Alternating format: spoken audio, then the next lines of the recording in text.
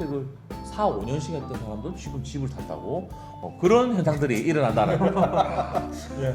그리고 오늘 있잖아요. 예. 상담했던 손님 중에 또 부산에 작은아마 또 호재가 있다는 사실 하나 알려드릴게요. 거제도 시장한테는 안 좋은 건데 부산에 또 호재가 있습니다. 아 그거 아닙니까? 자기는 현금 100%로 집을 살 거야라고 저한테 했어요. 아 체크카드로 집 사고 싶어요 이렇게 얘기를 하더라고요. 근데 부산에서 체크카드로 집을 살려면은 그게 요새 말하는 MZ 세대들이 저희 회사 막내가 그렇죠. 얼마 전에 또 집을 샀습니다. 예. 연락을 못 드려. 얘기는 드렸잖아요. 인간 지표인데 이거. 네. 예. 집을 샀죠. 집을 사고 나서 시간이 지났어요. MZ들이 진짜 빨라요. 뭐 팀장님 그 혹시 샌비동 어떻게 생각하시냐고. 오호. 그러다가 아테라를 물어보더라고. 아테라 남은 거 싸지 않아요? 오타입 이런 거. 뭐지? 왜 이렇게 빠르지 하면서. 우리 판단을 하네 스스로 네. 이제. 아니 그 카보 소장님 그 영상을 보고 얘기하는 거 아니에요? 안 보고 진짜. 그래서 제가 신기해 게 연락했잖아요. 우리 아는 후배니까. 얘는 아무도 말을 안 해주는데 어떻게 이렇게 빨리 배우지? 하면서. 빠르긴 빠르다. 진짜 빨라서 와 이거 어떻게 생각했는데 가서 보니까 이거 좋은 아파트 같은데 아직 조금은 가격이 상대적으로 낮아 보이네요. 제 방송을 봤을 수도 있습니다. 최근 3개월에 보면은 이제 남천자이가 4월에 찍힌 게 14.5억, 트월센 이제 5월에 찍힌 게 14.3억. 원래 그 국평대장 대장이죠. 국평대장이 부산 다시 대장. 이제 부산. 다시 이렇게 그 네. 어필을 하고 있습니다.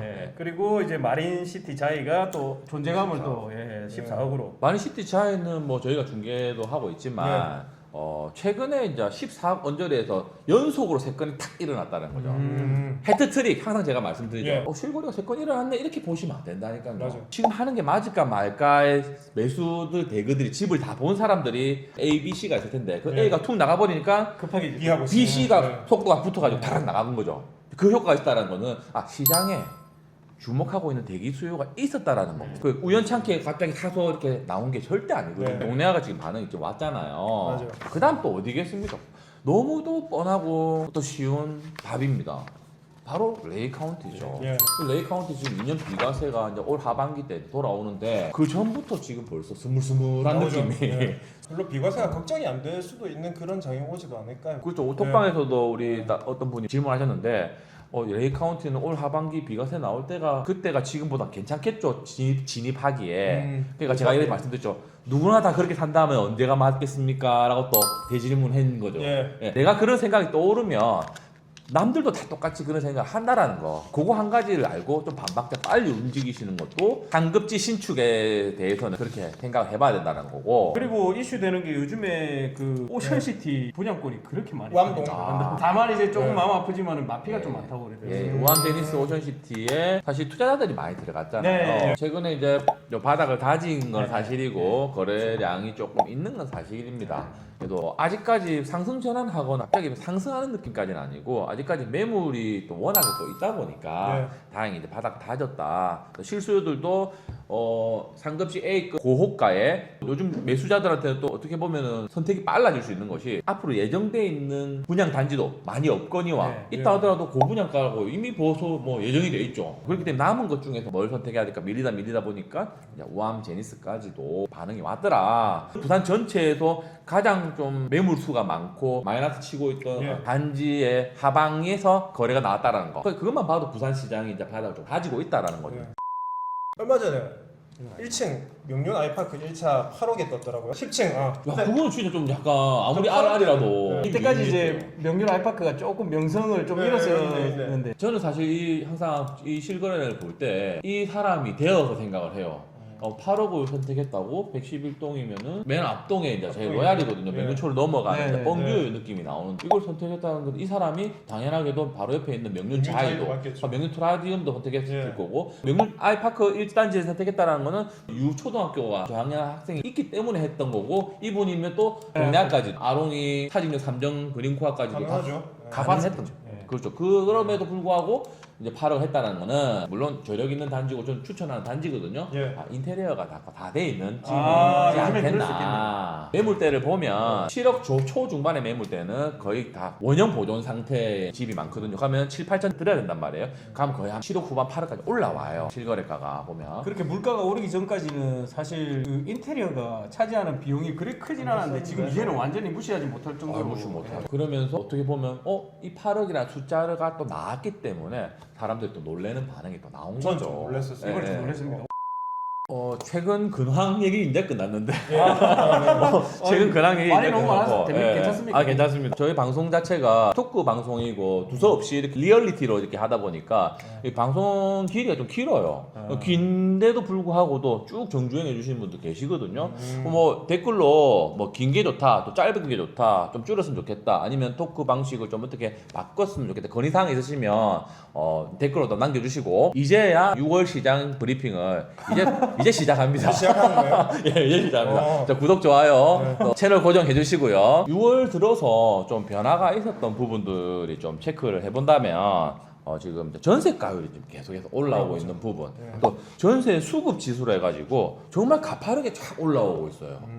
그리고 또 미분양 소진율도 작년 하반기부터 쭉 내려왔다가 더 늘지 않고 지금 계속 보합적인 상황이 나온다라는 거. 그 미분양이 보합적인 상황을 나온다라는 걸 조금 더 유추해 본다라면 미분양이 남아 있는 것은 사실 좀 못난이밖에 안 남아 있는 상황. 실제로 그렇더라고요. 그렇다 보니까 다른 선택지로 간다라는 거죠. 그리고 지금 부산 거래자체도 매월 체킹을 해보면은 조금 소폭 늘어나고 있다는 거죠. 올 상반기부터 지금까지 또 5월 집계도 조금 늘었더라고요. 6월 들어와서 상반기를 마무리하면서 조금 더 상승 곡선에서 이제 마무리가 되고, 그렇다면 올 하반기도 이제 기대할 수 있는 그런 상황이 나온다라는 거고요. 전세 거래도 당연하게도 지금 좀 가파르게 올라갔다라는 부분이고요. 가파르게 올라가고 있죠. 전세가율이 지금 67% 정도, 68% 67 정도 그 정도 나오고 있던데, 네, 맞습니다. 완전히 그렇죠. 상승 곡선을 그리고 있어서 이게 또 사실 뚜렷한 대책이 없지 않습니까? 그렇죠. 이제 금리 이번에 이제 6월달에 0.25%또 베이비 스텝으로 또 하락했다는 부분. 시장 금리까지 하락하지는 않았지만 그래도 금리가 하락했다라는 것 자체는 은행에 넣어봤자 뭐 예금 이자도 안 되는데 하는 그런 의식들이 이제 서서히 이제 생겨나기 시작한다라는 부분에서 부동산 시장 수요가 조금 더 많아질 수 있다는 부분 좀 기대할 수 있고요. 좀 센세이션한 거는 전세가 사실은 비싸면 월세로 넘어가거든요. 맞아요. 그 월세까지도 지금 상승 곡선이 나온다라는 거. 시장은 월세가 올라갔을 때 더 많은 반응이 오거든요. 왜냐하면 월세가 올라가는데 금리가 떨어졌다. 그러면 월세 내는 돈이 사서 이자 내는 돈이나 좀 비슷한 구간에 들어오거나. 항상 그걸로 비교하잖아요. 그렇죠. 월세가. 거기서 1, 20만 원만 더 보태면은 집을 살 수 있다는 의식이 점심시간대나 담배 필 때 이제 술자리에서 돌기 시작한다. 그때부터는 이제 시장에 관심 없었던, 그리고 전세 만기가 다가오는 이제 불인이들도 관심을 가지기 시작한다. 그게 빠르면 올 하반기 때 딱 나온다는 부분이거든요. 2025년 이제 하반기가 되잖아요. 2021년에 이제 첫 전세, 올랐던 전세, 좀 내려있던 전세, 갱신하기 시작한 전세들이 이제 실제 4년을 도래하고 가장 전세 만기 수요들이 많은 시기가 올 하반기, 그리고 내년 하반기, 딱 가을 해가지고 두 번의 포인트가 있거든요. 그래서 올 하반기가 완전히 집중해봐야 될 모니터링 포인트라는 거죠. 이 대학 임대차 갱신 삼법, 청구권을 하면서 어떤 부작용이랄까 뭐 그런 것들이 나올 수 있다. 전세 매물이 줄어들거나 아니면 새로 계약을 할 때 엄청 높은 금액으로 할 수밖에 없다. 공급이 아마 부족한 상황에서 전세 매물까지 부족해지면 전세가가 이제 폭등하면서 과연 시장에 어떤 영향을 줄 것인가, 이걸 3, 4년 전부터 벌써 얘기하는 벌써 했죠. 실제 시장의 반응은 항상 저도 그렇습니다. 조심스럽게 보수적으로 이 정도는 넘어가야, 오늘도 허들 얘기했잖아요. 이 허들 넘어가고 전세가 상승의 허들 넘어가고 미분양 소진율의 허들 넘어가고 금리 하락까지 허들 넘어갔을 때 그 다음에 시장의 어떤 반응을 예측해 볼 수 있는 건데 이제 그 상황까지 지금 이제서야 왔다라는 거고. 보통 분들이 이런 질문들을 좀 많이 하시거든요. 전세가 상승하면 어떻게 전개가 되는지, 어떤 영향을 주길래 왜 매매가가 왜 올라가는지, 그런 걸 맨날 물어보거든요. 이렇게 쉽게 좀 설명해 그렇죠. 주시면 이 우리나라의 전세제도 사실 문제가 있습니다. 저는 사실 전세가 없었으면 좋겠어요. 전세 대출이라는 것이 생겨나서부터 사실 그 유동성이 그대로 매매 시장으로 넘어간 거거든요. 사실 전세라는 것은 투자자 입장에서는 무이자 대출하고 똑같은 개념이기 때문에 이미 전세 대출을 풀어줬기 때문에 막을 수도 없는 상황이 됐는데 결국 이제 전세도 이제 금융화돼 버린 거죠. 그럼 전세가가 아니라 한 달 이자가 얼마냐, 월세 비율로 계산해 버리게 되는 거죠. 전세 금리가 매매 금리보다 조금 높아요. 그렇게 세팅이 돼 있어요. 전세 거주하다가 매매로 넘어갈 수 있다는 생각이, 조건이 맞아질 때 그 인지가 확산되는 효과가 생긴다는 거죠. 그렇기 때문에 전세가율이 올라갔을 때는 매매도 전환이 된다. 근데 그 포인트가 우리 뭐 흔히 고전적인 방법입니다. 매매 그래프는 이렇게 내려오는데 전세 그래프는 이렇게 올라가는 크로스되는 골든 크로스라고. 지금 벌써 골든 크로스 지금 나와 딱 그 있잖아요. 시기죠 지금. 네, 골든 크로스가 지금 해, 수, 동, 남, 연, 진, 명지까지. 명지는 크로스가 이렇게 많이 나오고 있어. 심지어는. 근데 그게 이제 넘어가는 좋게 설명한다라면 그렇게 볼 수 있는 거죠. 요새 제가 주변에 아직 무주택 친구들이 있어요. 후배도 있고 제 동생도 아직 돈은 많지만 저거 현금이 아마 엄청 많잖아. 현금이 2자리, 순자산이 2자리입니다. 오. 근데 S사를 다닙니다. S사를. 와. 아마 저 동생 안 볼 거기 때문에 저기 그냥 신동생. 똑같은 회사에 맞벌이에요 위에서. 수도권에. 네. 그래서 이제 또 주제 넘게 한마디 했죠. 지금쯤 사는 건 어떻게 생각하니? 제가 감히 주제 넘게. 그랬잖아. 아 근데 이제 좀 못 가보겠어요. 순자산이 얼마인지 아니까 함부로 내가 못 가보겠는데. 근데 집을 안 사요. 신기하더라고. 주식 쪽으로 들어가 있는 건가? 아무리 대기업이라도 그리고 돈을 잘 모았어요. 10억이 넘게. 네, 저와 달리. 저와 달리. 본인만의 기준이 있겠죠. 네. 근데 어떤 제 후배가 똑같은 소리를 자기는 현금 100%로 집을 살 거야라고 저한테 했어요. 체크카드로 집 사고 싶어요 이렇게 얘기를 하더라고요. 근데 부산에서 체크카드로 집을 살려면 대충 예상해보면은 얼추 전세가 정도는 현금을 갖고 있어요. 갖고 있는데 그렇게 할 것 같으면은 지금 순자산으로 집을 사면은 어차피 살 수 있는 게 뻔하지 않냐.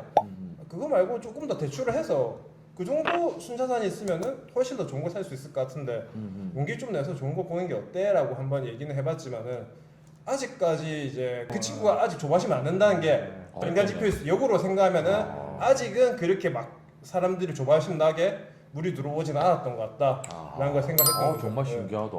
그러니까. 그 동생 집 살 때 꼭 얘기해 주세요. 예. 고점일 수 있습니다.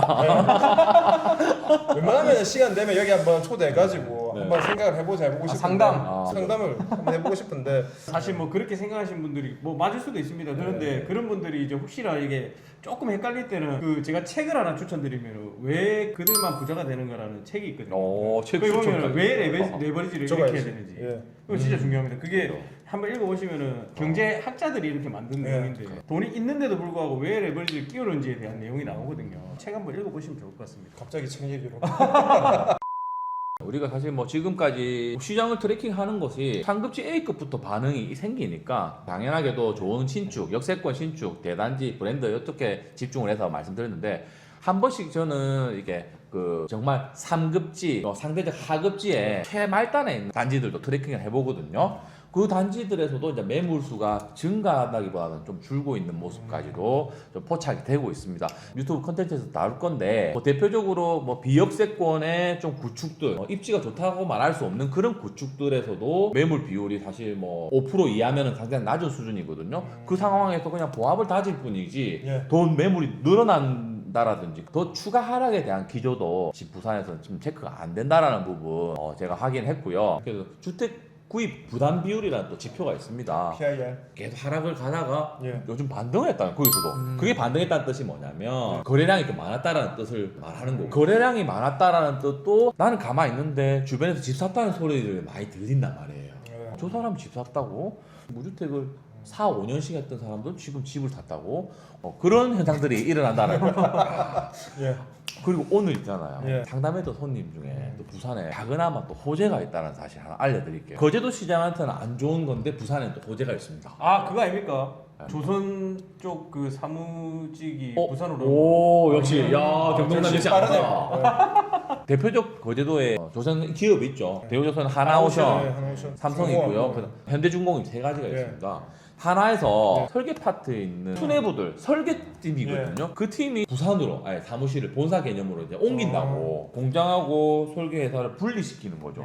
1호선 라인에 집을 사기 원한다는 거예요. 그게 중앙동으로 지금 옮긴 거예요. 그리고 지금 옮긴 지가 얼마 안 됐는데 중앙동에 집을 사면 그쪽을 발령을 내준다는 겁니다. 그래서 대거 하나에서 설계 파트들 거의 대부분이 부산으로 들어오는 거죠. 왜 이때까지 그럼 왜 안 했느냐 물어보니까 계속 이직률이 높고 신규 신입들도 안 들어온 이유가 거제도에 지역 지방에 있다 보니까 엔지니어들 이제 좋은 대학교 나온 수도권 대학교 나온 사람들도 거제도로 가니까 안 온다는 거예요. 맞아요. 그래서 그걸 바꿨더니 신규 채용의 사이트가 막 밥이 터져가지고 부산으로 와도 그 얼마나 큰 문제입니까? 그 이동 수요들이 고스란히 주거 수요가 된다는 거예요. 바로 1호선인 거죠. 1호선만 계속 기억하고 1호선. 야. 2호선 모르겠고 1호선 그래서 사실은 제가 오늘 명륜자이까지 제가 추천했다라는 거죠. 고맙습니다. 1호선 라인. 동래구입니다. 1호선 동래구. 일단은 그럼 여기서 또 하나 또 하면은 또 있어 봐라. 내가 그 업계들 또 물어봤어. 예. 삼성은 좀 작게 부산에 사무실을 좀 작게 해가지고 돼 있고요. 지금 현대가 현대는 마린시티에 마린시티로 지금 너무 이름이 어울립니다. 예, 예. 아, 마린시티의 지금 설계 파트. 그게 지금 거제도 조선업계에서는 그게 지금 트렌드가 되었어요. 왜냐하면 알고 봤더니 그 인력 수급이 안 됐던 이유가 그게 거제도였기 때문에 그렇고 아이를 놓고 교육까지 어떤 주거 환경까지 생각하다 보니까 지방 소도시에서 좀 부족해서 그 고급 인력들 고액 연봉자의 인력들이 아무리 직장이 빵빵해도 신청을 하지 않았던 거죠. 실제로 삼성중공업에서는요 포항으로 거의 다 넘어갔다고 이제 들리고 그 삼성이 지금 좀 힘든 상황. 그 삼성 바로 옆에 있는 지금 거제 유로 아일랜드 고현동 이쪽이 조금 다시 똑같이 힘들잖아요. 거제도에서는 고소득 근로소득자들이 유출된다는 뜻이 바로 또 부동산 시장에 직격타가 되겠지만 그래도 우리 부산도 살아야 되지 않겠습니까? 부산에서는 지금 상당히 좀 호재는 회사에서 DSR 안 보는 대출 따로 해주고 집을 사면 또 저금리도 해주고 그분 이미 한 자금력이 한 3, 4억대 되더라고요. 바로 동네구로 추천해드렸습니다. 고맙습니다.